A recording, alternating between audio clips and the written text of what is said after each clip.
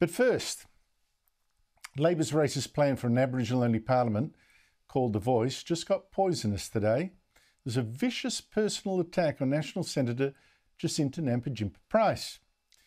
And shame on the ABC for allowing this to occur in a 17-minute tirade. Now, today the Prime Minister had more sweet slogans to sell his plan to change our constitution to divide us by race. It is time that we recognise First Nations people in our constitution, and I am confident that this very gracious offer of Indigenous Australians will be accepted by the Australian people. In fact, his plan is to give just one race, the Aboriginal one, what I call its own parliament, and what Labor calls the voice. And there's nothing gracious or generous really about this offer, because where is the generosity here? I mean, will Aboriginal activists suddenly say, well, from now on we can agree that Australia is legitimate? If you give us this voice, we'll agree that Australia is not racist. It will end there? I don't think so. And what exactly do the rest of us get out of this? In fact, rather than gracious and generous, Labor's plan is being sold with threats and abuse of anyone in its way. Now, yesterday, the Federal Nationals said they would oppose this voice, Labor's plans, because it was racist and it wouldn't help fight Aboriginal poverty. Jacinta Price and Nationals leader David Littleproud spoke passionately. We are part of a liberal, democratic Australia, and one of our fundamental principles is that we are all regarded as equal under the law, despite race. I'm proud to be the leader of a party that has the courage to come forward and to say we stand. We stand with those Indigenous Australians to make sure they get their lives better, not actually be symbolic. Now, the Nationals' decisions seem to somehow shock ABC journalists and activists, and I guess then they've been used to people being too scared to dare say a word against Labor's racist plan that the ABC is promoting heavily. Here, for instance, is the chief political correspondent of the taxpayer-funded ABC, which, in exchange for your cash, is under a duty to ensure its news is impartial. I think it's a disturbing sign in the sense that it has a flavour of culture wars about it, a really unfortunate divide in the debate, and not a particularly well-informed debate. Very impartial. But that was nothing compared to what the ABC aired this morning on Radio National. Host Patricia Karvelas, also with the left, interviewed for a very generous 17 minutes the Aboriginal leader Noel Pearson of the Cape York Initiative, and didn't interrupt as he let fly with pure hatred and abuse. First at the Nationals leader, painting him as a racist and weak. This apparent supposed leader, Littleproud, little pride, a man of little pride. And he's like a kindergarten kid, not a leader. The Nationals have foisted the mantle of leadership on a boy. Couldn't give a stuff about blackfellas group that Littleproud represents. It's just a squalid little political party, the Nationals, that is currently controlled by a kindergarten child. Then Pearson turned on Jacinta Nampijinpa-Price, and once again, Karvelas barely interrupted him or challenged him. Not once, in fact, as this Aboriginal aristocrat put the boot into an Aboriginal woman who dared to disagree with him, painting her as a kind of Uncle Tom, a plaything of racists who are sort of pulling her strings. Ultimately, it's a tragic redneck celebrity vortex that she's caught up in. Their strategy was to find a blackfella to punch down on other blackfellas.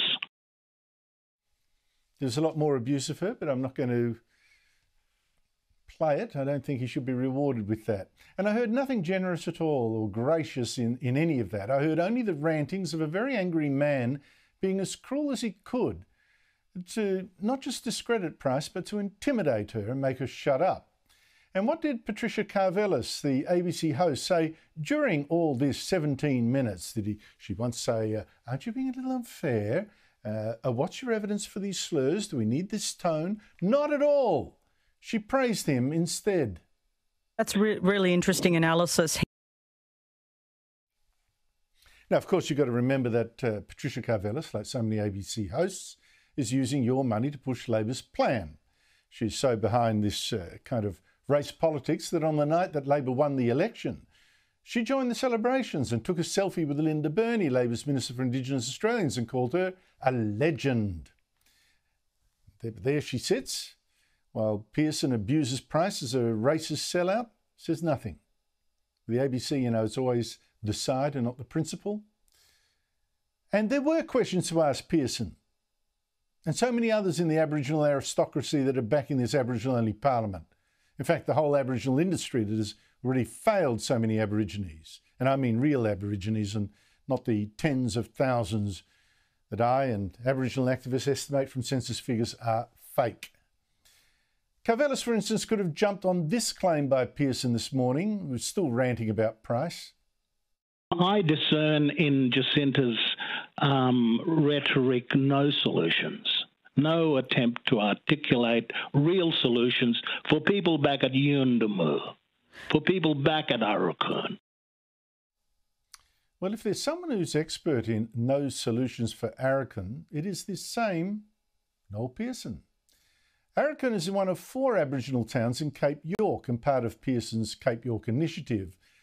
And let's talk about the real generosity here and graciousness. Pearson used to be the darling of politicians of both sides of politics who generously showered his schemes with taxpayers' money, schemes supposedly to get children into school and adults into work.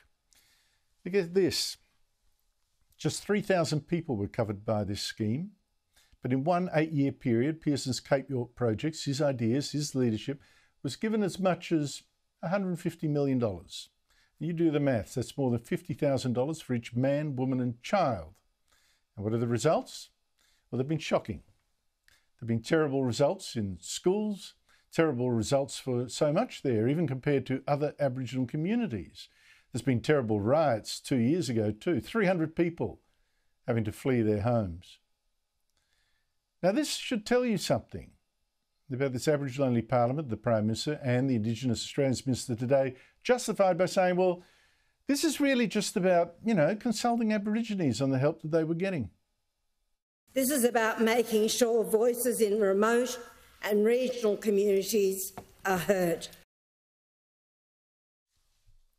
But hang on here. In fact, no Aboriginal leader has been consulted more and heard more than probably Noel Pearson. None has had such freedom to design his own welfare programs. And yet, it seems to have failed. And not because of a lack of consultation.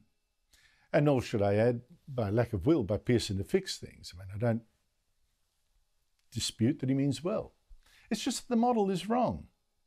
You cannot have people living out bush, far away from real work, living a kind of Aboriginal way and expect Western results, Western standards of wealth and education.